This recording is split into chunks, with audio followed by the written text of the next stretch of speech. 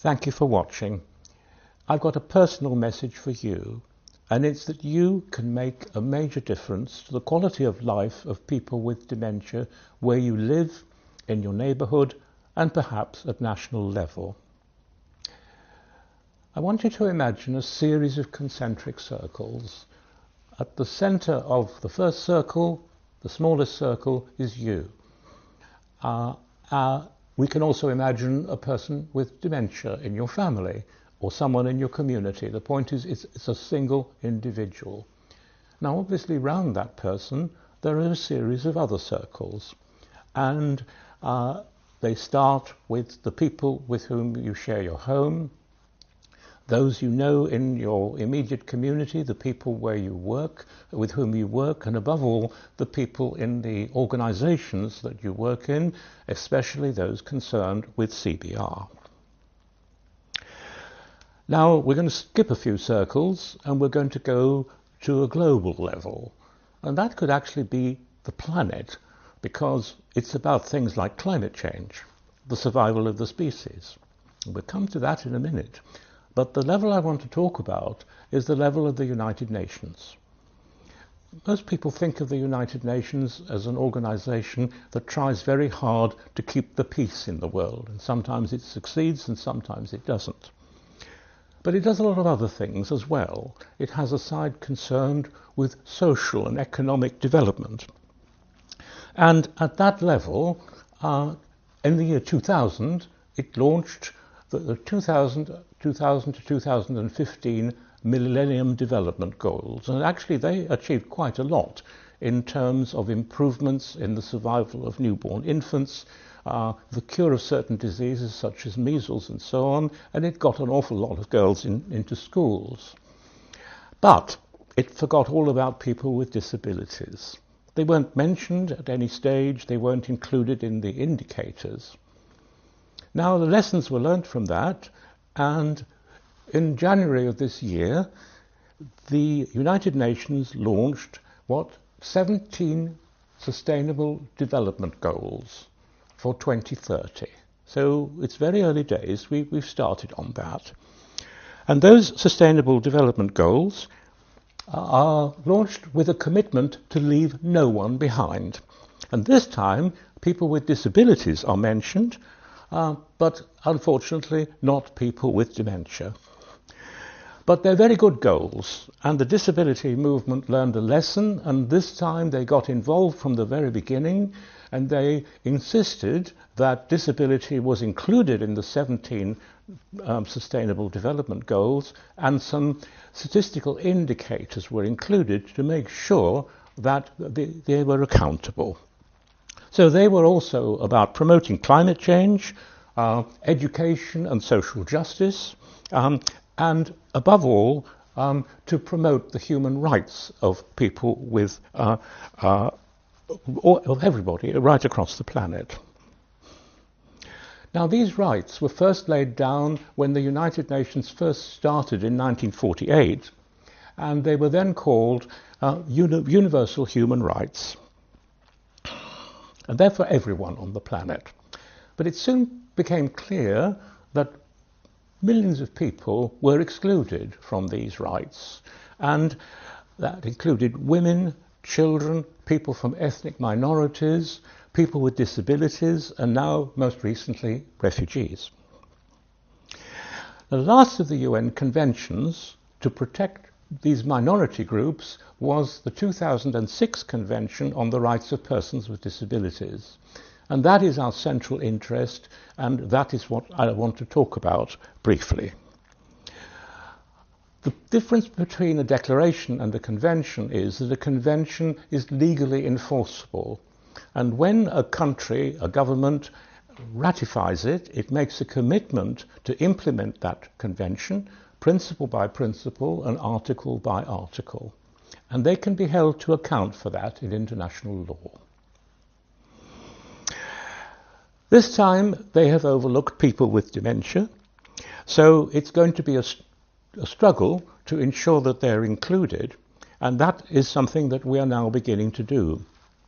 So people with dementia are included in the wording of the convention, but they're not being included in its implementation by governments. So that's something you could be thinking about in your country. Those countries that have ratified the convention do need to include people with dementia, but they are not doing so. Now, we're campaigning about that, but you can help by drawing attention to it in your country. Now, we have to face some very uncomfortable facts about the quality of life of people with dementia. We have statistical evidence that people with dementia get the worst care both in the developed world and in the developing world. Even in high-income countries, many people with dementia are not diagnosed. They receive very little support once they are diagnosed, and they often become isolated in their own communities because of the shame, the stigma, and the fear surrounding dementia. Now, I'm Human Rights Advisor to Dementia Alliance International. We are the voice of people with dementia. We have about 2,500 members in 34 countries. We all have a diagnosis of some form of dementia. I have Alzheimer's disease, and that is the most common form of dementia. Some people are diagnosed in their 40s and 50s, and just imagine what it's like for them when they have a family with children, they are working, and they may have grandparents who are also ailing and need support. Now, we've just met the United Nations committee that is responsible for the Convention on the Rights of Persons with Disabilities, and we're there to insist that people with dementia are included in its implementation, because there's a lot the committee can do to ensure that. And also that we are included in the 2030 Sustainable Development Goals, just on the same basis as people with other disabilities. Right now, many of us are trying to live well with dementia. That depends on the support we receive.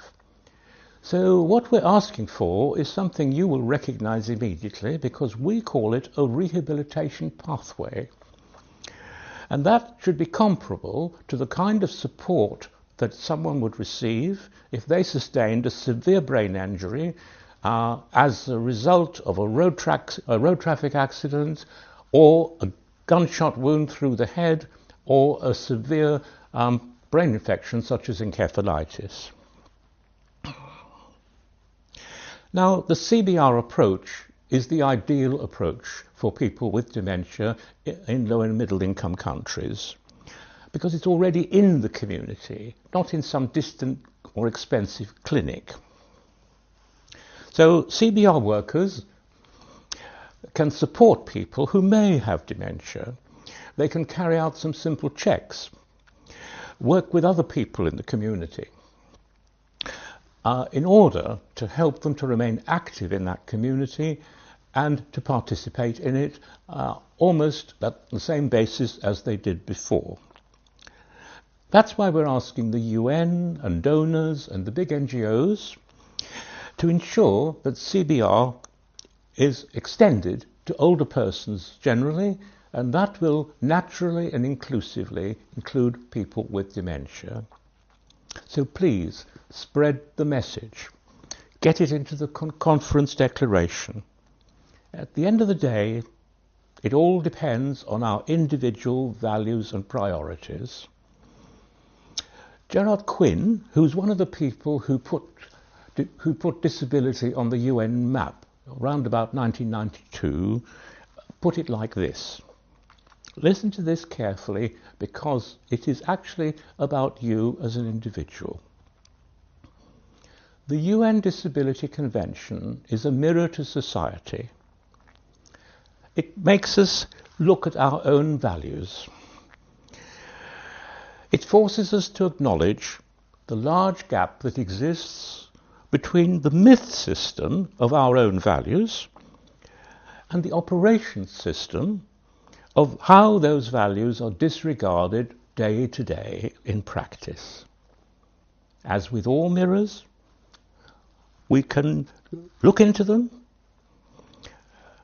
and we can look into them and ignore what we see. Or we can take notice of what we see and commit to the process of change. And that's what we're asking this conference to do.